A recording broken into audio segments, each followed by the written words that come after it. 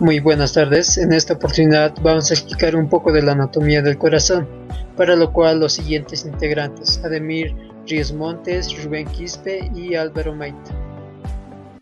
A modo de introducción, primeramente vamos a definir qué es un corazón. Un corazón va a ser un órgano muscular hueco y de gran importancia, ya que este va a bombear sangre al organismo.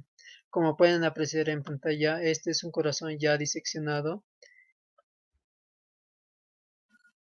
En cuanto a los medios de fijación, pues el corazón va a estar fijado por grandes vasos, también el diafragma y el pericardio. Asimismo, la consistencia, las aurículas van a tener paredes delgadas y blandas. Por el contrario, los ventrículos van a tener eh, una resistencia y van a tener elasticidad, sobre todo el ventrículo izquierdo. Bien, vayámonos a la constitución anatómica del corazón. El corazón, si bien va a estar situado en la cavidad torácica, específicamente en mediastino medio. Asimismo, tiene la forma de piramidal triangular y su peso en el hombre va a estar de aproximadamente 270 a 275 gramos y en la mujer va a estar de 260 gramos y mide 98 milímetros de altura. Bien, en cuanto a su configuración externa, vamos a mencionar que va a ser constituido por 4 cavidades, 2 aurículas, tanto izquierda como derecha, y 2 ventrículos, tanto izquierda como derecha. Asimismo, van a delimitar por ciertos surcos, los cuales van a ser surco interventricular, el surco interatrial y el surco coronario o atrioventricular. Bien, en cuanto a los surcos, pues los surcos coronarios o auriculoventricular, estos van a separar a las aurículas tanto de los ventrículos. Asimismo, los surcos interventriculares, estos van a separar ambos ventrículos, tanto izquierdo como derecho. En relación a los surcos en la cara anterior o esternocostal, pues estos se van a distinguir de 2 sectores: un sector auricular que va a ser arriba y un sector ventricular que va a ser abajo. Asimismo, pueden visualizar en la imagen. Bien, vayamos a las caras. El corazón va a ser compuesto por diferentes caras. Primeramente por la cara pulmonar izquierda, también por la cara anterior o esternocostal y también por la cara inferior o diafragmática. Si bien también va a estar compuesto por diferentes bordes: borde izquierdo, borde superior, y también va a estar compuesto por una base. Bien, vayamos por la primera cara, que va a ser la cara anterior o esternocostal. Segmento atrial o ventricular. El segmento auricular, bueno, va a corresponder a la cara anterior de ambas aurículas. Estos se van a ocultar por la arteria aorta y el tronco pulmonar. Asimismo, estas van a estar fijadas por las orejuelas, tanto izquierda como derecha.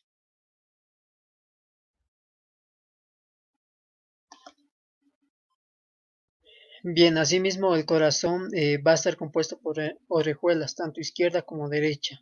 Bien, esta orejuela va a tener una forma cónica. Asimismo, va a tener 2 caras, una cóncava y una convexa.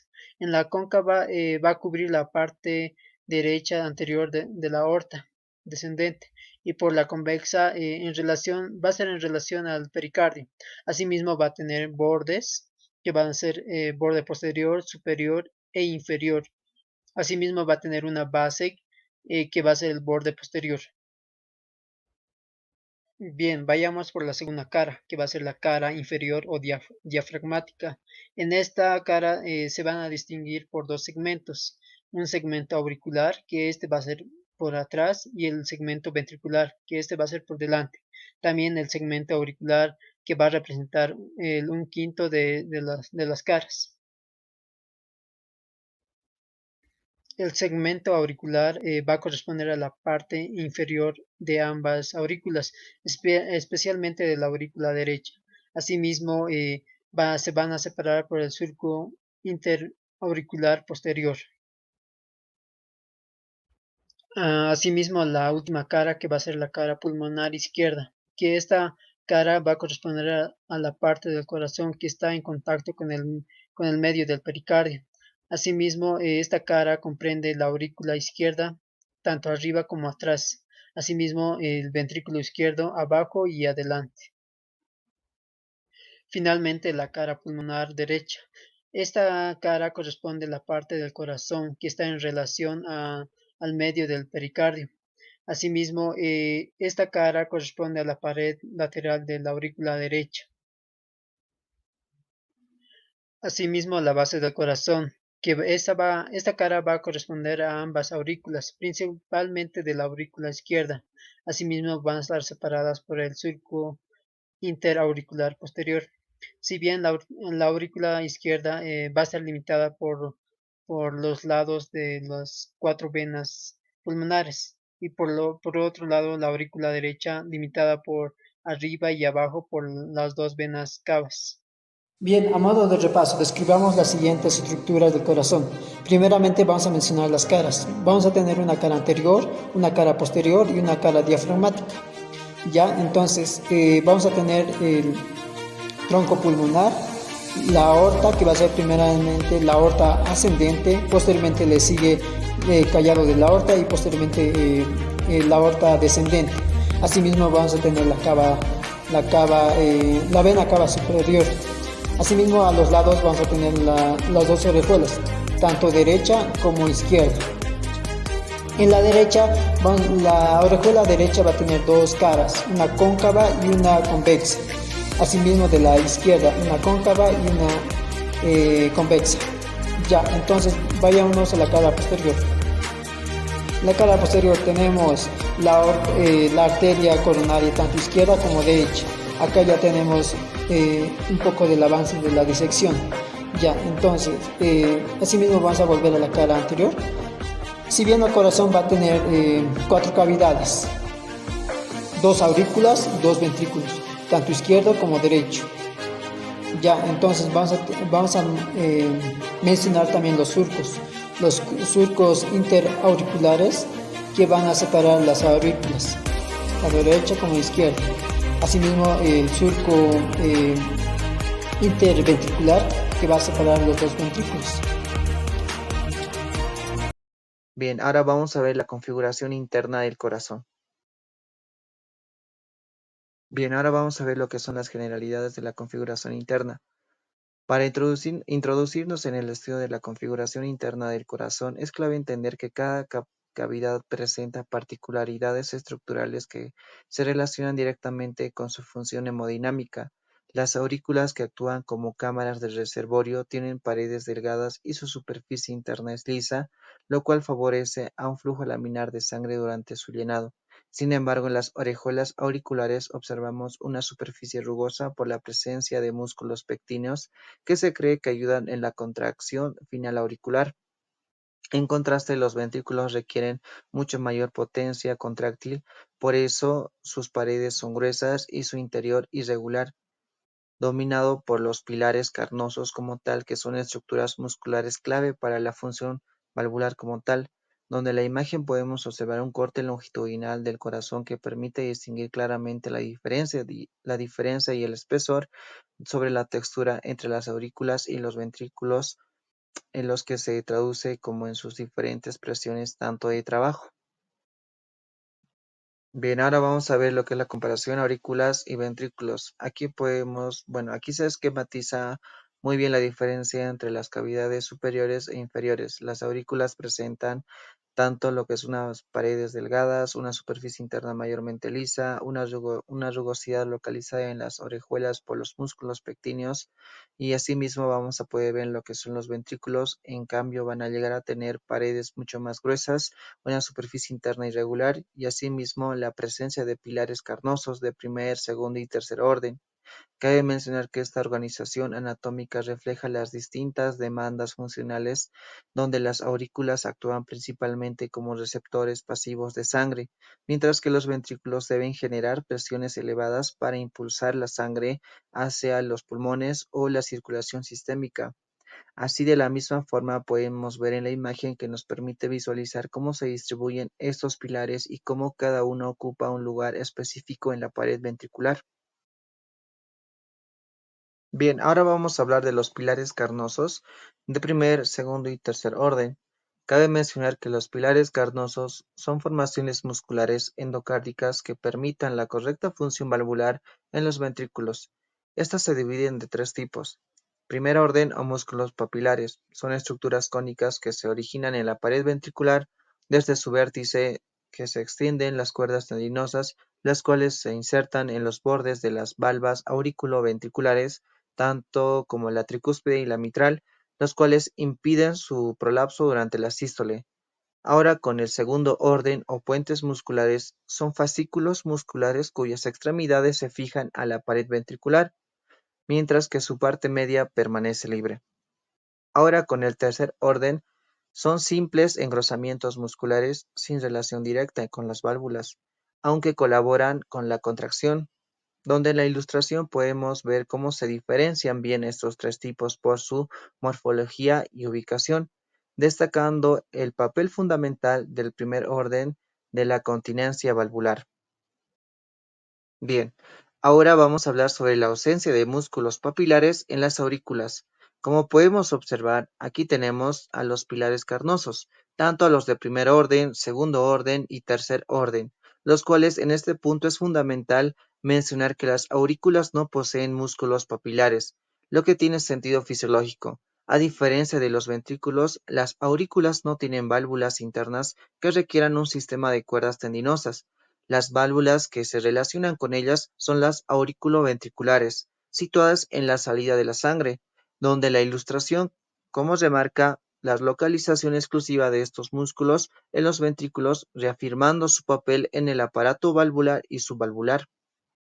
Bien, ahora vamos a hablar de lo que son las paredes auriculares, donde la aurícula derecha presenta 6 paredes, una superior, inferior, interauricular, auriculoventricular, anterolateral y lateral, donde la superior va a ser la que recibe la vena cava superior, de la misma forma la inferior va a recibir la vena cava inferior, donde la interauricular contiene la fosa oval, y asimismo la auriculoventricular va a llegar a comunicar con el ventrículo derecho mediante la válvula tricúspide.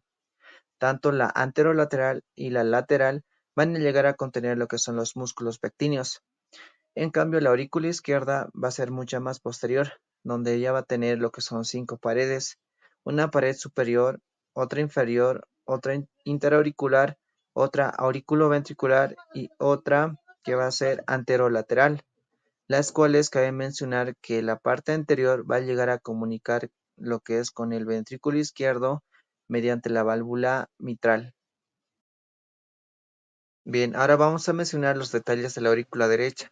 En esta vista lateral de la aurícula derecha vemos con claridad cómo ingresan las venas cavas. La vena cava superior entra sin válvula. La vena cava inferior entra con la válvula de Eustaquio, el cual es un vestigio fetal que orienta el flujo hacia el foramen oval. La pared auriculoventricular contiene la válvula tricúspide, la interauricular es el tabique y la anterolateral alberga los músculos pectíneos. Ahora vamos a mencionar los orificios venosos y estructuras valvulares de la aurícula derecha. En esta diapositiva podemos observar con detalle los orificios por los cuales ingresa la sangre a la aurícula derecha. El orificio de la vena cava superior carece de válvula, ya que el retorno venoso por esta vía es directo y no requiere una regulación.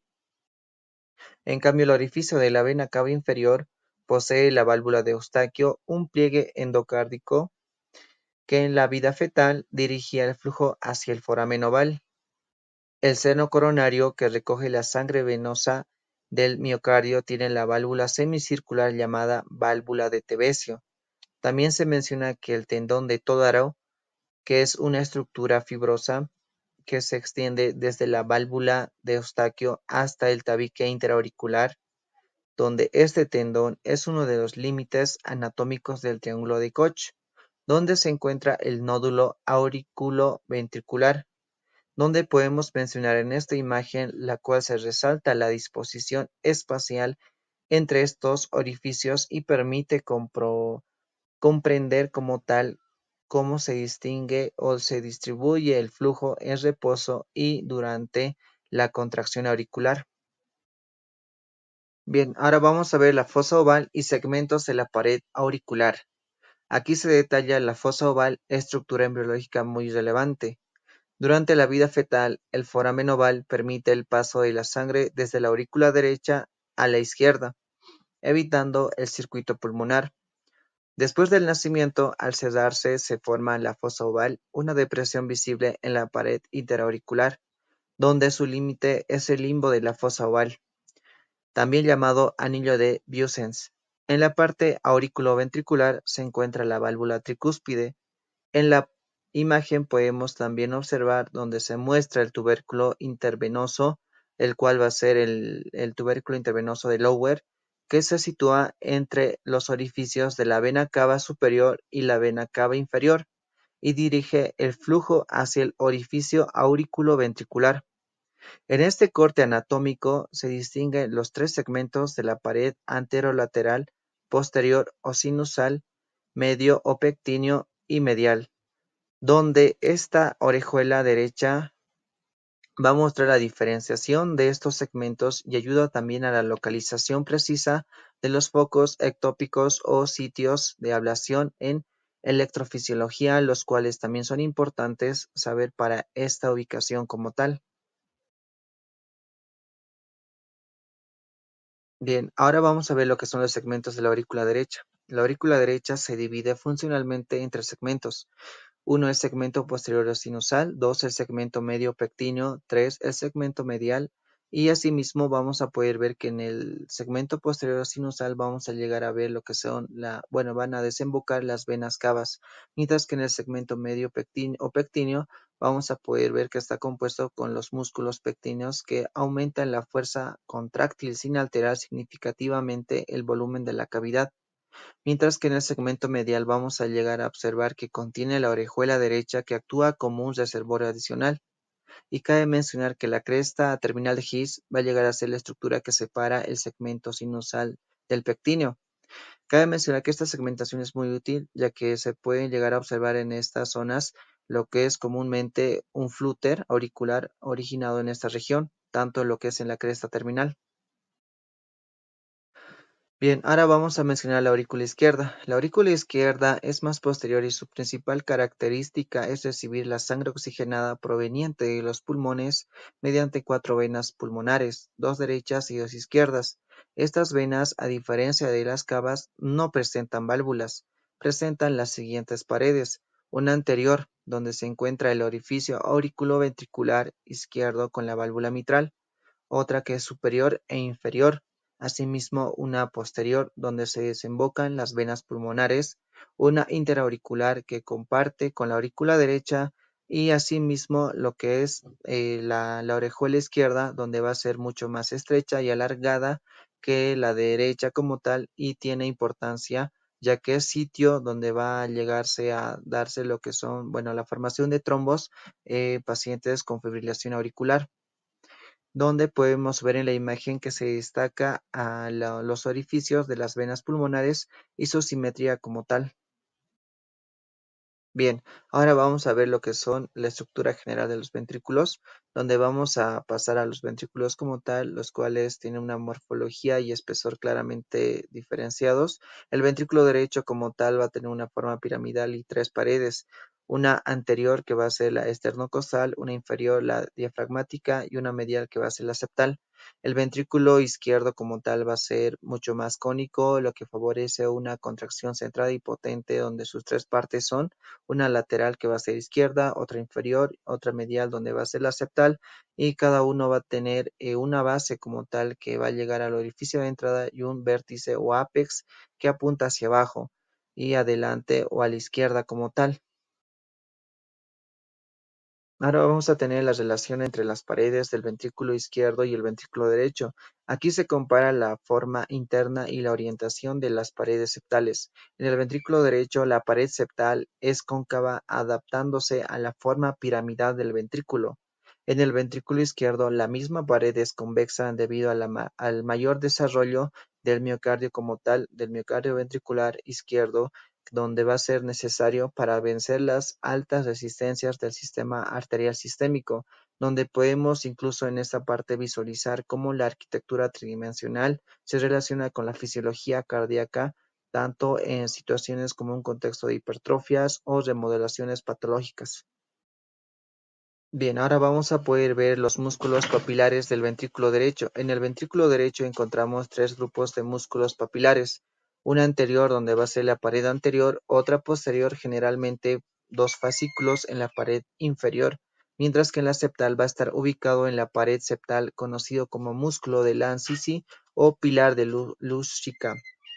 Cada músculo se relaciona con la valva de la válvula tricúspide y se conecta a ellas mediante cuerdas tendinosas.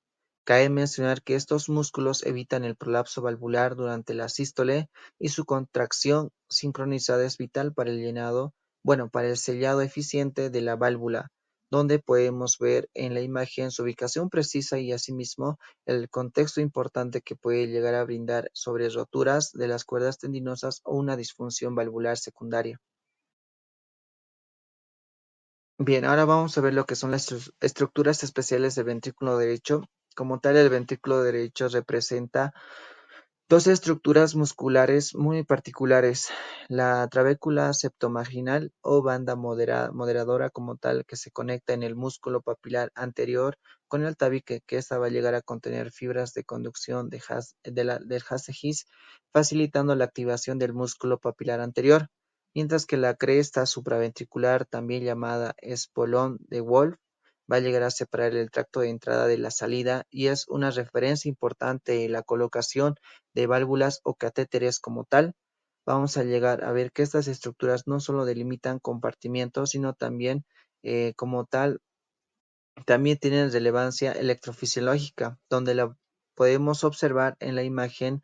Vamos a ver cómo se enfatiza cómo estas estructuras permiten una contracción secuencial organizada como tal, asegurando una eyección eficaz hacia el tronco pulmonar. Bien, vamos a poder ver en este caso los orificios del ventrículo derecho. El orificio de entrada del ventrículo derecho está constituido por la válvula tricúspide, que se abre durante la diástole ventricular, donde el orificio de salida es el cono arterioso o infundíbulo, que se continúa con la válvula pulmonar, donde la región de salida también se denomina como arterial de Lubchinca o región de Kretschy, los cuales estas regiones están delimitadas por la pared septal y la anterior y permiten el flujo unidireccional hacia la arteria pulmonar.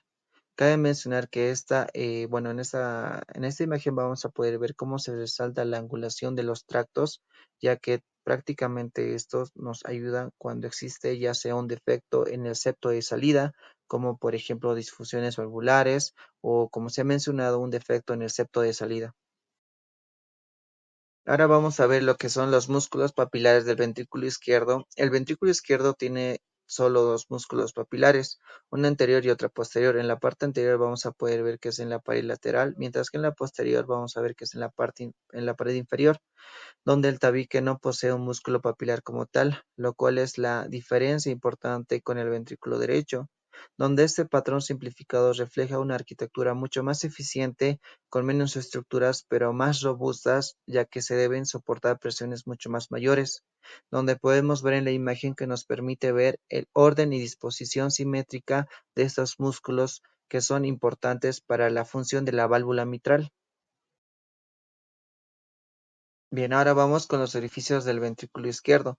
El orificio de entrada del ventrículo izquierdo está conformado por la válvula mitral bicúspide, que permite el ingreso de sangre de la aurícula izquierda. El orificio de salida se continúa con la válvula aórtica, que se abre en la sístole para evitar sangre al sistema arterial, donde el ventrículo izquierdo debe ser altamente eficiente y anatómicamente compacto para manejar una presión sistólica promedio de 120 milímetros de mercurio, donde cabe mencionar que el diseño cónico del ventrículo izquierdo es mucho más orientado, prácticamente lo hace mucho más, su orientación más axial entre la válvula mitral y la aórtica, permite un flujo directo y más rápido para que sea mucho más eficiente tanto para la aorta como tal. Aquí podemos ver lo que es una comparación final de lo que vendría a ser tanto el ventrículo izquierdo y el ventrículo derecho. Tanto para llegar a concluir esto, vamos a llegar a repasar lo que son las diferencias mucho más relevantes tanto del ventrículo izquierdo y ventrículo derecho. El ventrículo izquierdo tiene una forma cónica, donde son las paredes gruesas y posee dos músculos papilares y una pared septal convexa, mientras que el ventrículo derecho va a ser piramidal, de paredes mucho más delgadas, con tres músculos papilares y una pared septal cóncava.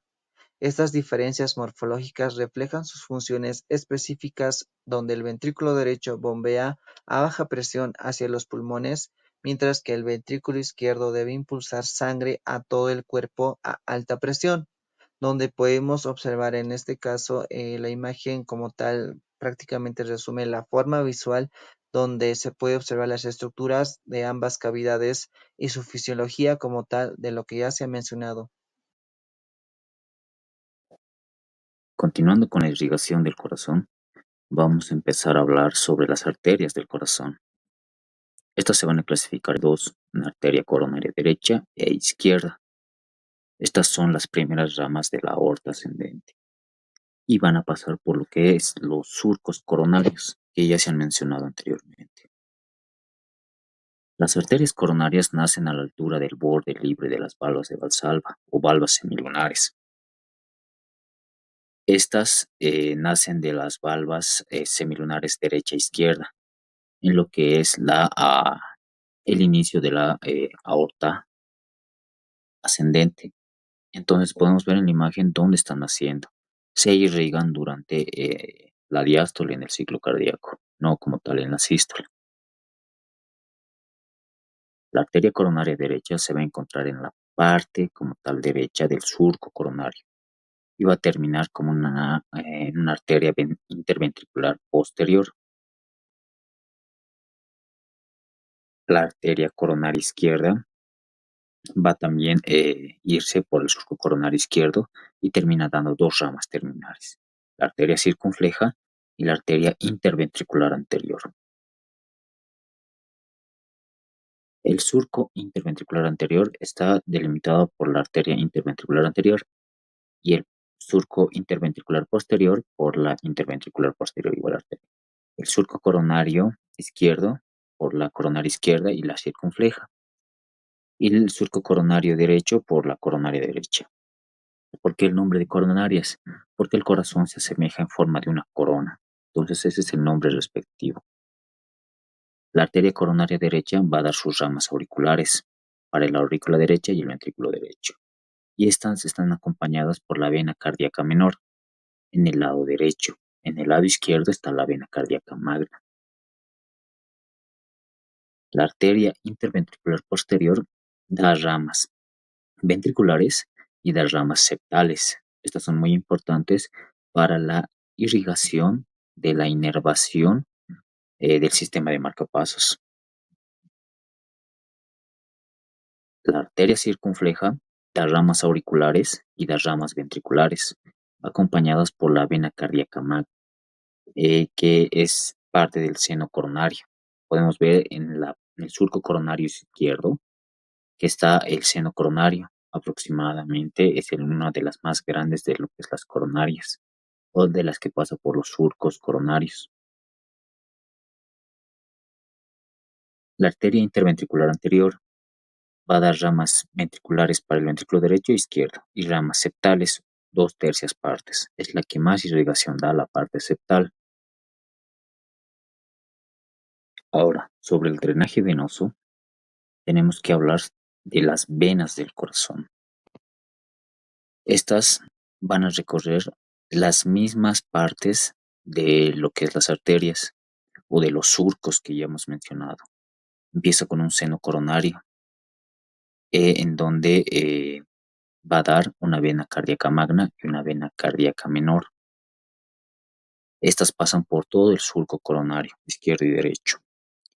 Y van a también dar ramas, una vena interventricular posterior, una vena marginal izquierda y una vena interventricular anterior. Ahora, sobre la vena interventricular anterior, que se encuentra en el surco interventricular va a cruzar o se va a dar más o menos con la vena cardíaca magna. Esta vena cardíaca magna es continuación de lo que es el seno venoso y va a dar a su lado o va a dar una vena marginal izquierda que se encuentra en esta parte del surco coronario. El seno coronario, que se encuentra a la izquierda del surco coronario en la cara inferior del corazón. Esta más o menos mide aproximadamente 3 centímetros. Las afluentes del seno coronario tienen una vena oblicua de la aurícula izquierda, o una vena de Marshall también denominada. También tenemos a la vena cardíaca media, a la vena cardíaca menor y a la vena del ventrículo izquierdo. También tenemos a la vena cardíaca menor, que esta, si se puede observar, es un drenaje más que todo de la aurícula derecha. Estas venas cardíacas o mínimas de Tevesio se originan en las paredes cardíacas y no aparecen en la superficie del corazón. Ahora, el triángulo de Mouchet es la relación anatómica de la arteria circunfleja, la arteria interventricular anterior, la vena interventricular anterior o vena cardíaca magna. Si podemos ver en la imagen, se va observando lo que es el triángulo de Mouchet, que es en la cara anteroseptal o anterior del corazón. La inervación. El corazón va a estar inervado por cadenas, una cadena simpática y parasimpática, que tienen ramas del nervio cardíaco cervical, superior, medio, inferior. Al lado, en contrario con el parasimpático, que tiene un nervio cardíaco torácico de T1 a T5. Estos van a formar plexos. Como podemos ver, hay cadenas ganglionares que tenemos del sistema simpático y parasimpático. Y podemos ver los nervios cardíacos cervicales superiores, medios e inferiores en la parte simpática. En la parte parasimpática tenemos al nervio laringio recurrente, que me va a dar un nervio cardíaco cervical inferior.